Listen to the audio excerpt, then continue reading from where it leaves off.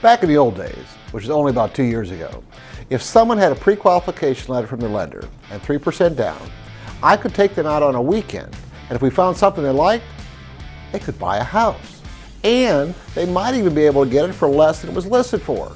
Today, if you find a house you like, there might be 10 to 50 other buyers who want to buy it too. And most will be willing to waive appraisals and inspections, and in some cases, won't even step foot in the house before they buy it. I'll be honest with you, it has become very difficult to buy a house, but it's not impossible, even in a blazing hot market like Austin, Texas. Stick around for this video, and I'll go over some of the things you need to know if you want to be competitive in this market, and I'll also show you some things you can start doing right now to increase your chance of winning in a multiple offer situation.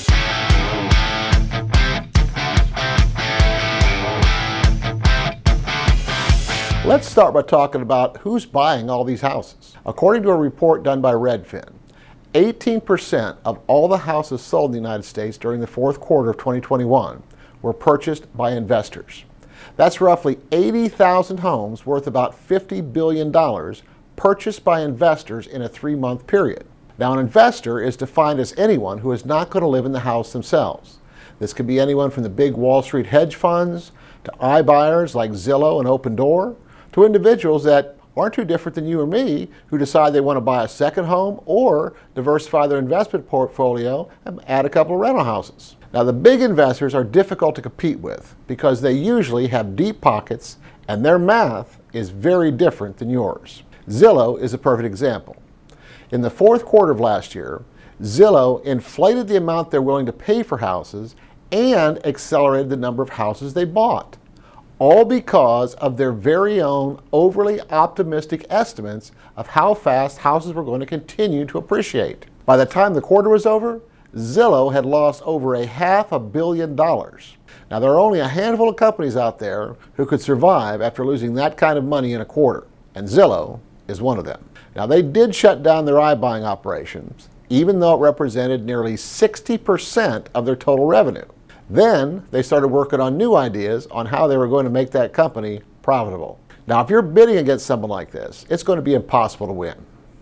Just for a moment, consider what it might be like if you were in their shoes and were able to approach home buying like they do.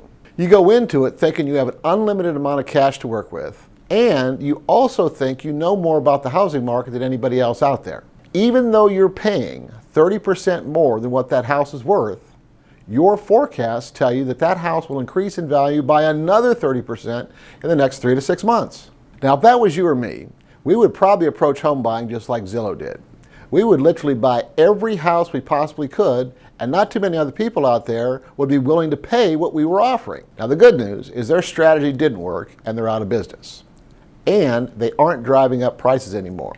But the bad news is that for every house that Zillow bought, there was at least one family out there who either had to pay more for the house they eventually bought or dropped out of the market completely because prices got too high. Home builders in the Austin area have tried to address this by implementing no investor policies. Officially, they won't sell a new construction home to an investor, but there are several ways to get around this. One of the biggest challenges with a no investor policy is once the house is sold and that buyer takes possession, there is very little that builder can do to control what the new homeowner does with the house. Now, whether you like it or not, this is the reality of the current market.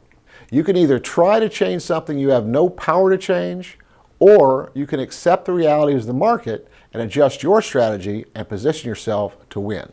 Let's make the math easy.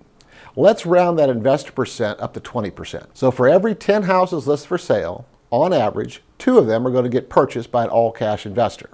Now, if you concede those and let the investor win, then who is your competition on the other 80% of the available homes? Well, the National Association of Realtors conducted a 129-question survey, which was completed by nearly 5,800 people who had bought a home between July 2020 and June 2021. We can use results of this survey as a guide to better understand who you're up against. The overwhelming majority of these buyers, 87%, took out mortgages to finance their homes, and the median down payment was 13%. Now, all of a sudden, this starts to sound like someone who you might have a better chance of competing with.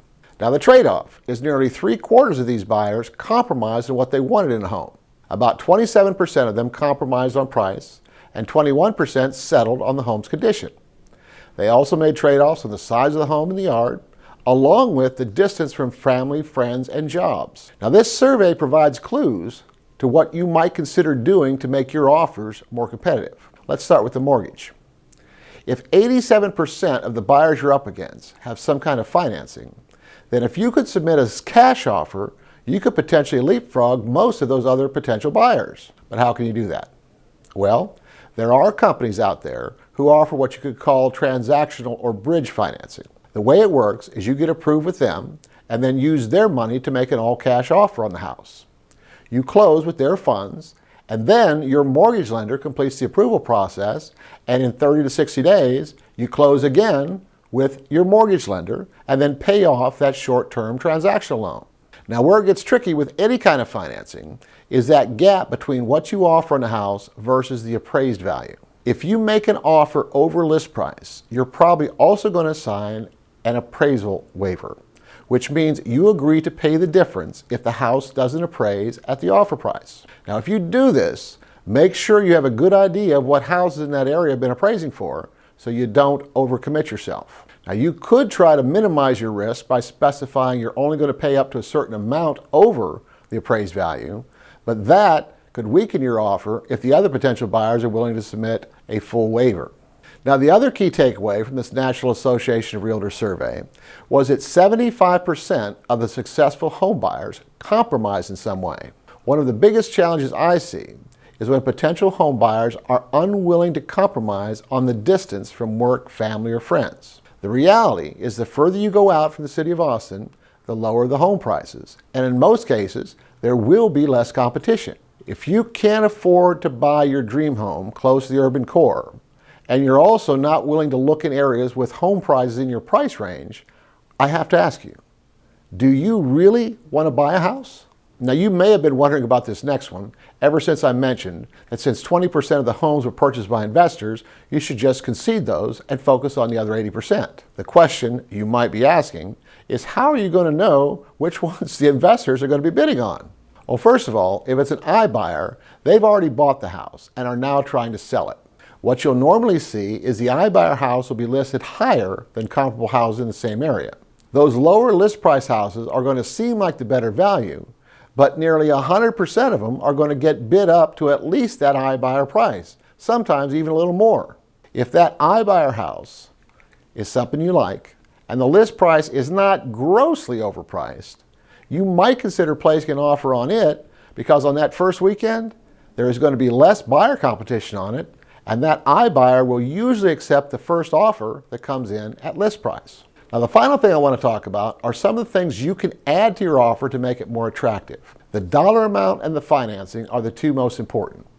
If all the offers are about the same dollar amount, the all-cash offer will look more attractive because it won't have any financing contingency. If the offer with financing is for a higher dollar amount, it could look more attractive, but remember, that seller is going to start looking at things like, does it have an appraisal waiver? How much money are the buyers putting down? How much over list price is the offer? This is an example where you could take some preemptive action to make it easier for the seller. I know you are confident you are going to be able to close on time, but what that offer should do is provide evidence of this. Let's say the terms of your approval are that you're putting $100,000 down and your offer is $50,000 over list price.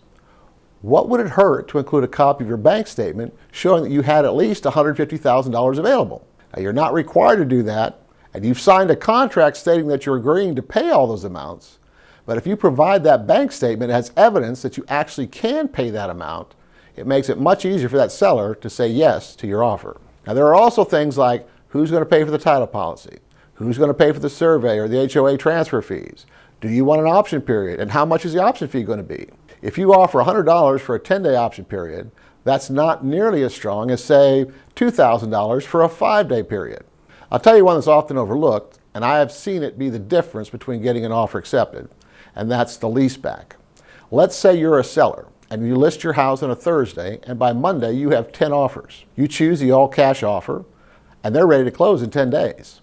That means you've gone from cleaning the house to get ready to take pictures to needing to be completely moved out in less than 2 weeks. Now, the thought of moving that quickly can be stressful.